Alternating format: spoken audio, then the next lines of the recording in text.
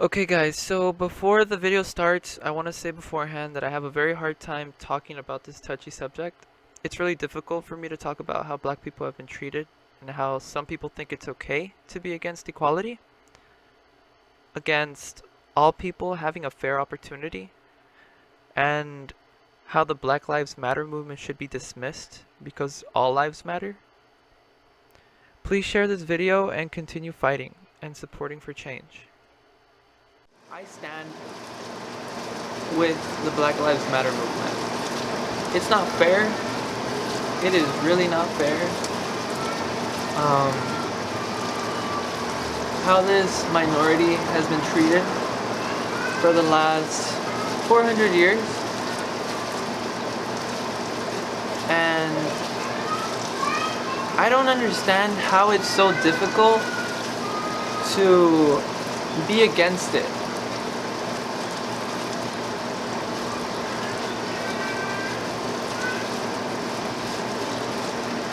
Like, I don't understand why, like, it's so hard for, like, people to just be fair to one another.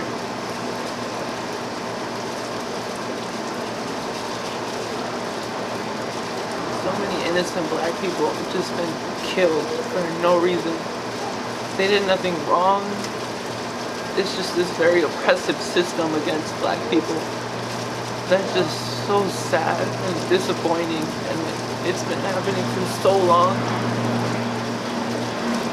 I can't imagine the pain they're in. Like, I just can't.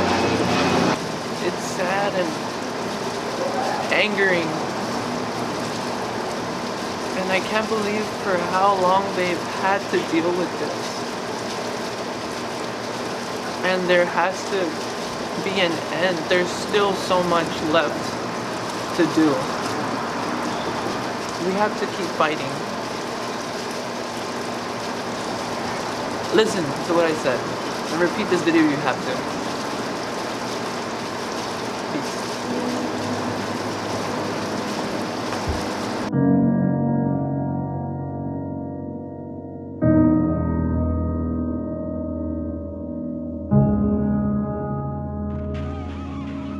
Moments after Philando Castile was shot by former officer Geronimo Yanez, you see a 4-year-old little girl being coaxed out.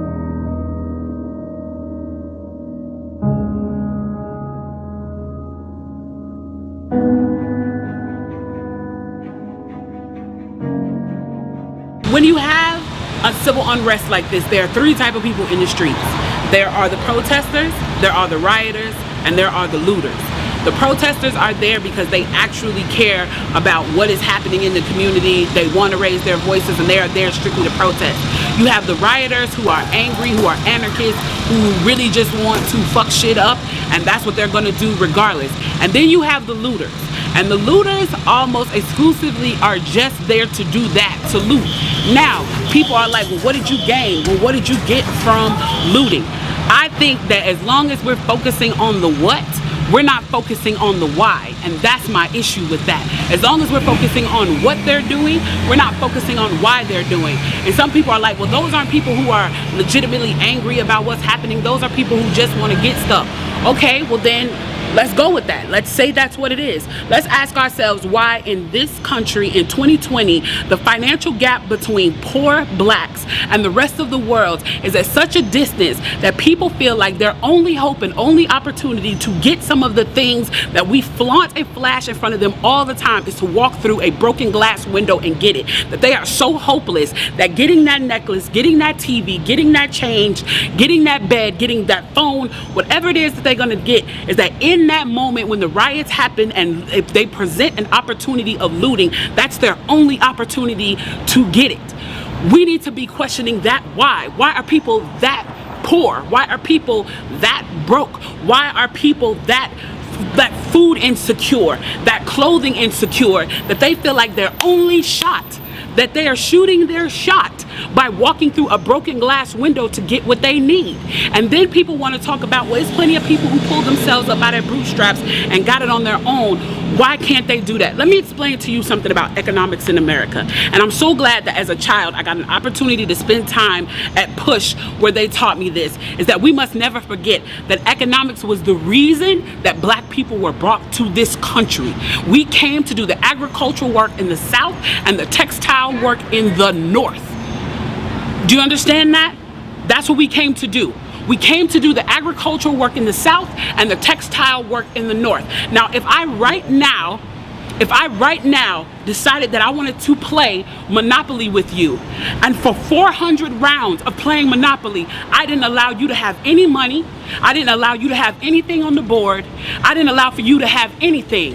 And then we played another 50 rounds of Monopoly, and everything that you gained and you earned while you were playing that round of Monopoly was taken from you. That was Tulsa, that was Rosewood. Those are places where we built black economic wealth, where we were self-sufficient, where we owned our stores, where we owned our property, and they burned them to the ground. So that's 450 years. So for 400 rounds of Monopoly, you don't get to play at all. Not only do you not get to play, you have to play on the behalf of the person that you're playing against. You have to play and make money and earn wealth for them, and then you have to turn it over to them. So then for 50 years, you finally get a little bit and you're allowed to play. And every time that they don't like the way that you're playing, or that you're catching up, or that you're doing something to be self-sufficient, they burn your game. They burn your cards. They burn your Monopoly money. And then finally at the release and the onset of that, they allow you to play and they say, okay, now you catch up. Now at this point, the only way you're going to catch up in the game is if the person shares the wealth, correct? But what if every time you share the wealth, then there's psychological warfare against you to say, oh, you're an equal opportunity hire.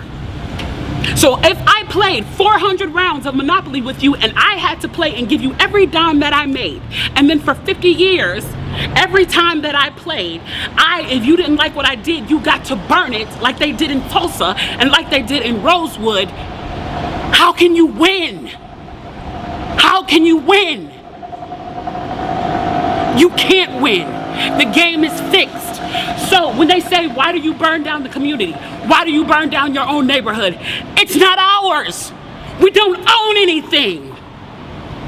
We don't own anything. Trevor Noah said it so beautifully last night. There's a social contract that we all have, that if you steal or if I steal, then the person who is the authority comes in and they fix the situation. But the person who fixes the situation is killing us. So the social contract is broken. And if the social contract is broken, why the fuck do I give a shit about burning the fucking Football Hall of Fame, about burning a fucking Target? You broke the contract when you killed us in the streets and didn't give a fuck. You broke the contract when for 400 years we played your game and built your wealth.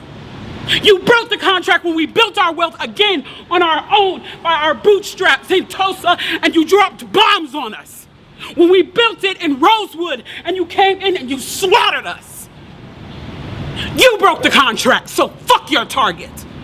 Fuck your Hall of Fame. As far as I'm concerned, they could burn this bitch to the ground. And it still wouldn't be enough. And they are lucky that what black people are looking for is equality and not revenge.